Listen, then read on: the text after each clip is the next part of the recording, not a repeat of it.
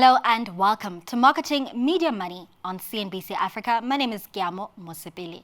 On the show today, we explore the influence of women in marketing, the power that women hold in the industry, and the women making decisions in the boardrooms, the home, and at play.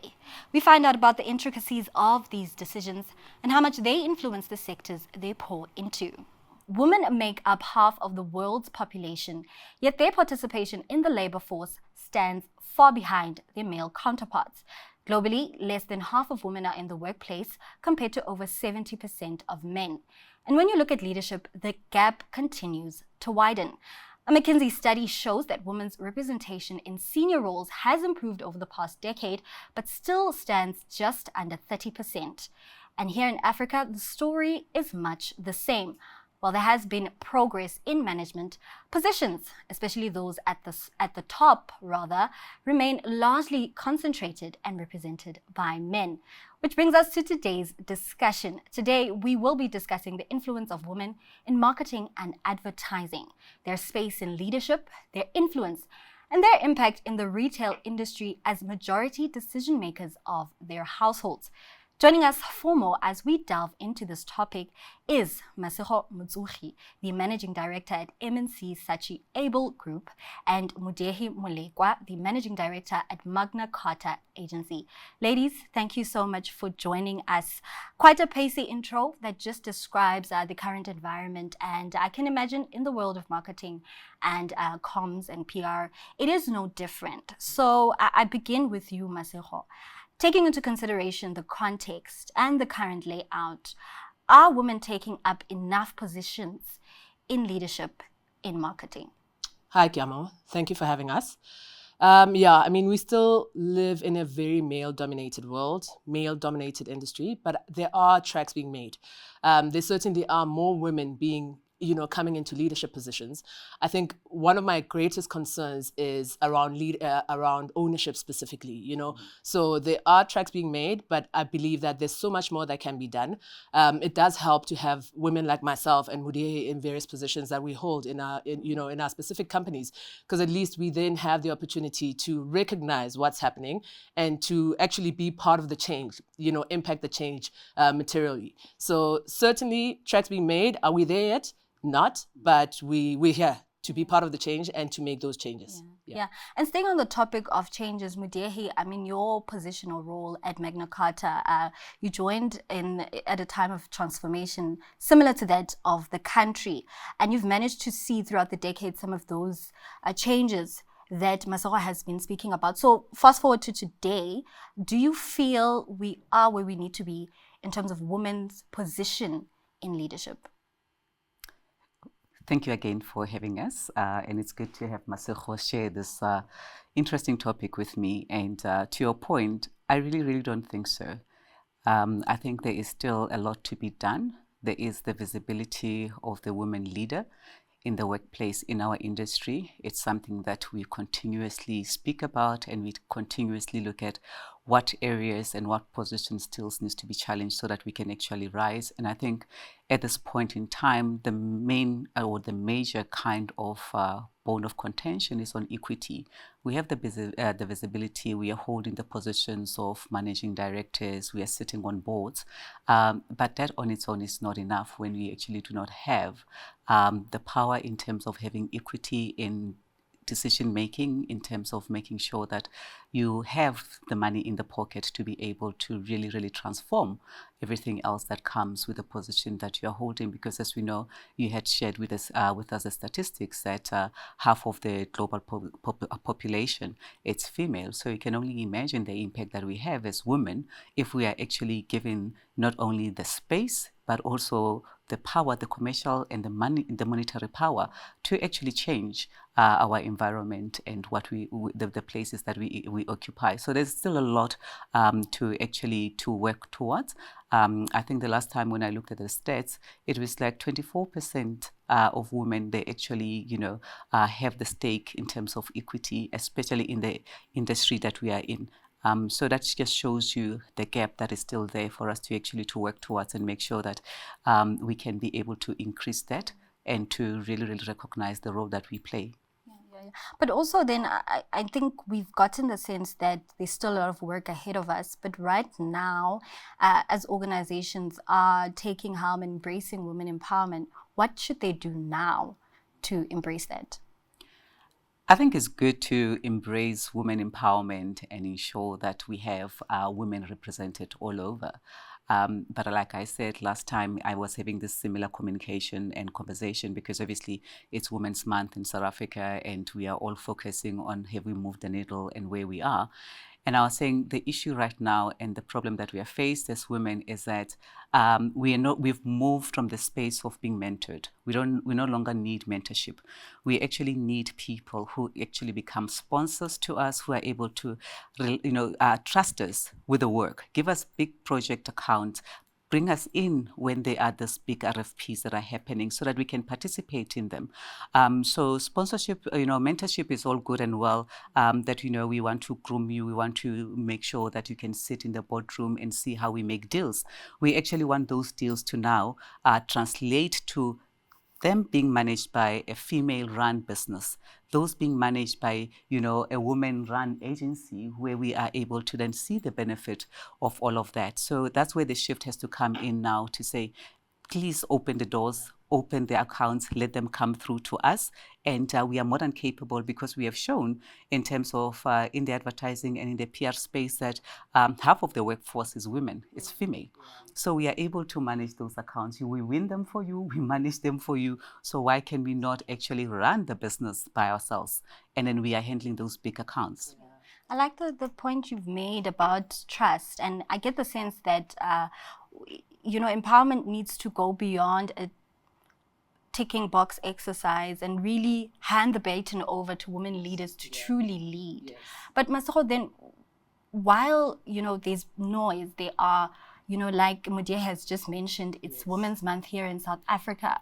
That trust she's speaking about, what are some of the changes or policies organizations should implement to truly give women the power they're speaking about? Thank you for bringing that up, Mudia, and thank you, Gyamo. It's such a passion point of mine, right? Trust is critical, but it's also part of the conversation around equity. And equity is this ownership, but it's also having the ability to actually change policy. And I think beyond the talk shops, beyond the conversations we're having around this table, beyond the celebration around Women's Month, which is important given the inequality that still exists, to have the power to make decisions around policy. For me, it's around the workforce profile. Is it reflective of the society we're living in? Because especially in our industry where we are selling to people, best we reflect the society we live in. And so for me, a big part of it is the ability to make decisions. It's the ability to have impact on policy that will change the workspace, how the complexion of your agency, the genders that live in your agency, so that we can do work that matters, because it does ultimately impact the work, and that's our product. And when it lands and it is not resonant, then we run into problems.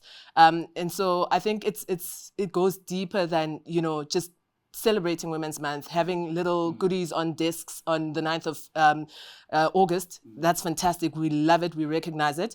But may it be deeper. And I think what I also want to say is, it then becomes less weighty on the owners of industry, if I can call it that, because we take on the responsibility to make a positive change. As Mo has said, you've given us these roles. Surely you trust us to run these agencies, and therefore give us the leeway to do what we need to do. That's what I've found most impactful, to be able to shape the workforce profile, and for it to reflect where we are, South Africa, which is a complex country, and therefore you need to deal with those complexities through the people that you bring into the space that you're operating in, and express the work through your people. Sure. Another question that pops up in my mind is, leaders are not born in a day. Yes. Where does it then start?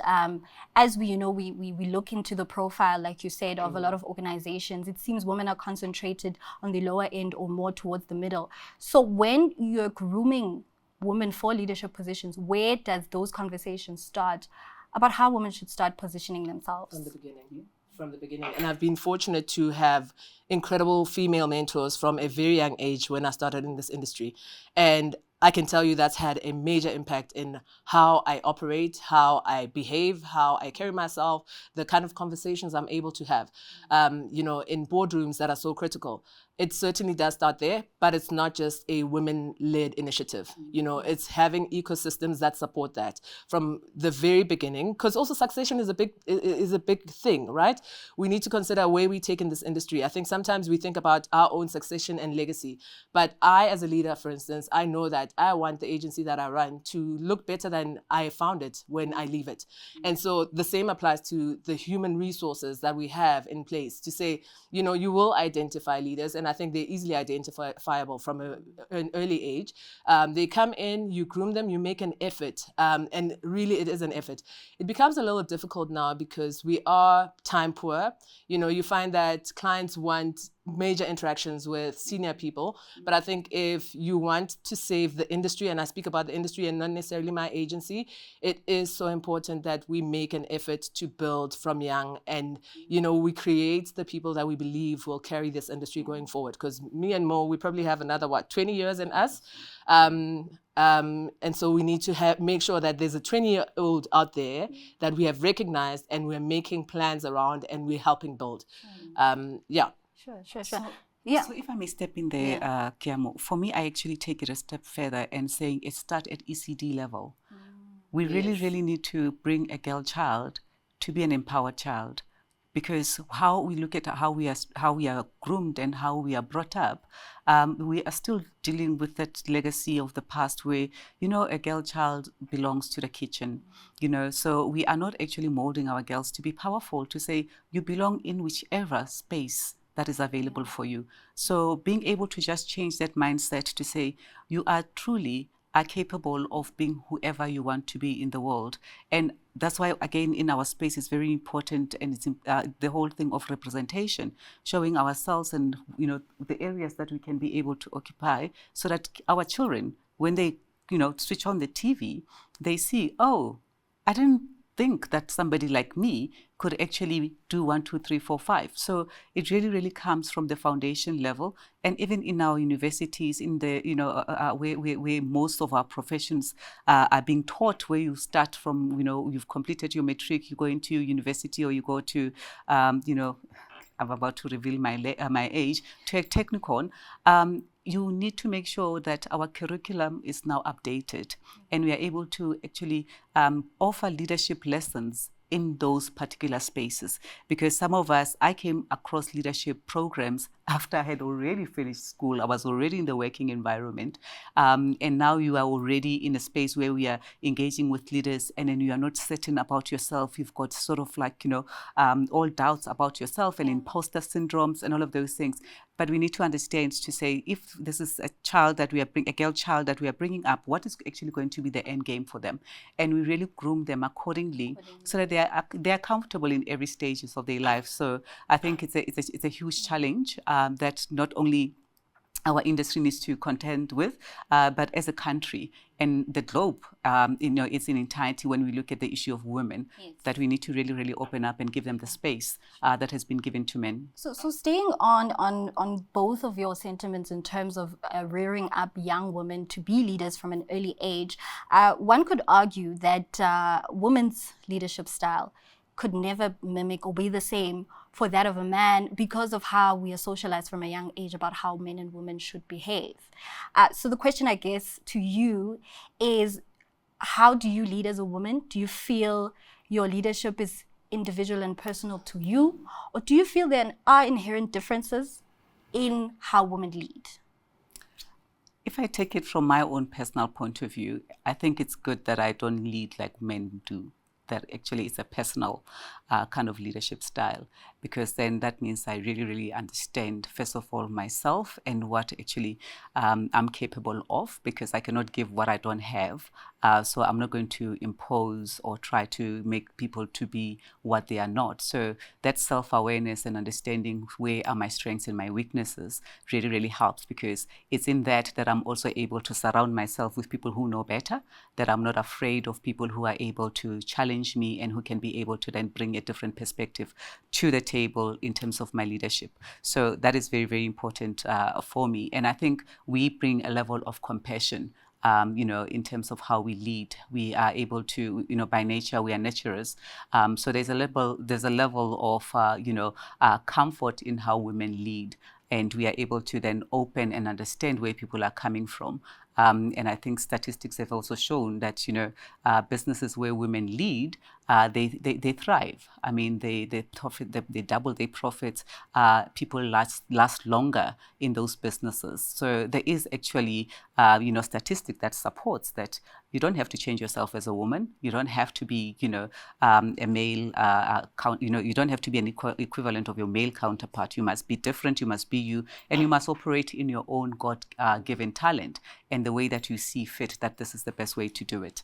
And Masakho, do you also have the same sentiments? I absolutely do, especially having experienced, the desire from various parties that I've worked with to be that manly person. I could never be. And you could see in what I delivered that, it's not natural to me. I'm a softie at heart. I lead with empathy. I lead with compassion, as Mudia says. And it influences the work that we put out there, right? I certainly think that for any situation, and I mean, there's certainly qualities to be celebrated about men. And I think we need to celebrate the differences between men and women and what we all bring to the table that is different, right? I suppose that's why we are made up differently. And so in celebrating myself, in recognizing who I am deeply, innately, it's given me the power to lead as I do, which I think is well, if I may say so myself. Yeah. Sure. And staying into playing into women's strengths, another aspect that I really want to cover is the work that you do and how women are represented in marketing. A recent study has shown that over 70% of household purchasing decisions are in the hands of women. Do we feel that the marketing industry is truly taking into cognizance the rising economic power that women have? Yeah. Yeah, I mean, I think evidence to that is, at least in my situation, probably the C-suite I deal with is women, on my client side. I speak about a workforce profile. At MNC, we have a workforce profile of 62% of women represent, the staff complement. And so we do take into cognizance that society is made up a certain way. And I believe, if we don't reflect to society what it is, then we are really just playing our dads. And so in my view, there is some changes. And I mean, I work with big corporates and it's encouraging to see those changes. It's encouraging to see. What are the changes, if you don't mind asking? It's definitely women in leadership. I probably deal with 80% of women on a daily basis, and I think that material change, that change with women in power, and not just, being the administrator or, the paper pusher, if I can use that term, is really, like, these are decision makers that we deal with on a daily basis. This is what we see, brands coming across as, compassionate, and we're seeing different campaigns that are empathetic to women's lives, and it's not just a farce. And you can tell, when something, I've been working on a project where I'm looking at work, and you can see work that comes innately from, the demographic versus, or, in terms of gender as well, versus the other side. And so I think it would have an unfortunate impact on our industry if we continue, with the imbalance. We need to embrace it for what it represents for us. I speak about succession. I think, if we are to continue building brands, if we are continue to do the work that we do, because when you think about the exposure our work has, there was a stat a few years ago that it's definitely increased, but then they had spoken about 30 million TV sets in the country. You can imagine how many households are looking at those TV sets and the impact you have on society. So it's not just, putting out brand commercials for the sake of it. It's also thinking about the impact that the message, commercial as they may be, has on society. Mo speaks about, ECD level. There's a child sitting somewhere who's 3 years old and is recognizing a washing powder brand that is speaking to women in a certain way. So how are we as well doing the job for society through the work that we do? And for me, that's the big part of it. And that's why I say it's encouraging to see, at least in the corporates that I work with, and in my own group of companies that I work with and my own OPCO, that we are recognizing the need to shape ourselves as society is. Yeah. Mudihe, I see you're nodding. You're nodding as well. What do you think about what Masako has said? No, I think there is actually visible change in terms of understanding who we are speaking to and making sure that reflects in the content that they are actually receiving. So looking at the stats that you're saying, that 70%, of our population are actually women are decision makers, so they are the ones who, end of the day, and at the end of the month, decide where the budget is going to be spent. So it's only, it only makes sense that we are able to create content that speaks to them. We are able to understand their pain points, and we can be able to really make things easier for them. So if you look at also from an industry point of view, when we talk about the realities of our agencies, I think they've transformed in a way that actually most of our agencies predominantly they reflect the South African society. Looking at where I am at Magna Carta, about 80% of us are Black, and then the others it's mixed race. So when we actually look at content and we are able to put strategies together in this volatile environment, we come from a very, very informed perspective, understanding what is happening, because most of us, we have lived experience. We understand when you put a content piece like this, what its impact will be, or who are the right people to actually drive that message. So I always say the messenger is as important as the message, as a message. So being able to have the right people that are able to deliver the message that you have collectively with your clients put together to say this is how we want to position ourselves is quite important, and that goes into the importance of the diversity that we are seeing, and we need to continue to see a lot of that, because then it makes it easier for brands to really, really also push their product, be able to drive the sales that they desire, as long as you then have the right people and you're speaking to their truth and you are delivering to what actually they need at that particular time.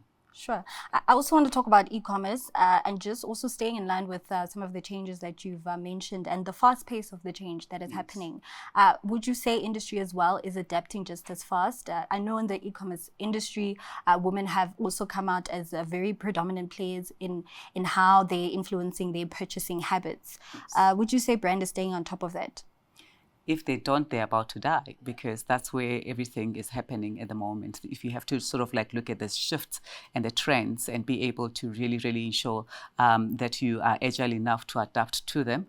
So as you are seeing the e-commerce, and when you're looking at the e-tailers, as they call them, in terms of the fashion brands that are selling their products online, it has helped to, first of all, to break away the issue of proximity, because now everything, whatever I desire from whichever country is within reach, I can be able to get it, and I can just all of that do it within my fingertips. So it's really making sure that I save time, because also, as you know, us as women, we are multitaskers. So if I can find a product or there is a service that actually saves me time and adds value to my life in one way or the other, I'll be loyal to that particular brand. So if brands, if marketers are not tapping into that, then they are literally just digging their own grave, because that's where the future is.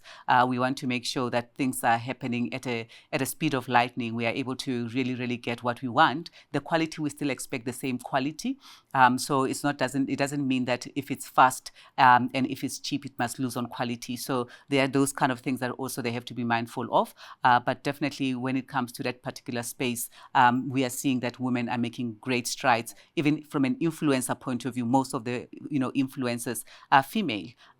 So driving again the convenience that they receive from the clients, and the how brands are actually engaging with them. So that tells you follow the money, follow the stats in that particular instance. Follow the woman. Follow the woman. Yeah, and exactly. I mean, if I can add to that, when you look at the stats, I believe about 83% of women engage with loyalty programs. So for me, that's data that gives you, and you're able to build on that, right? Because what that does, it gives you intuition to actually extend and build up your brand with that person. So that's a big stat that cannot be ignored. Are we moving fast enough? Maybe not, but I do think that there's recognition, with influencers, as Mudia says, with these loyalty programs that are growing by the day. And you'll notice that a lot of brands are getting into that as well.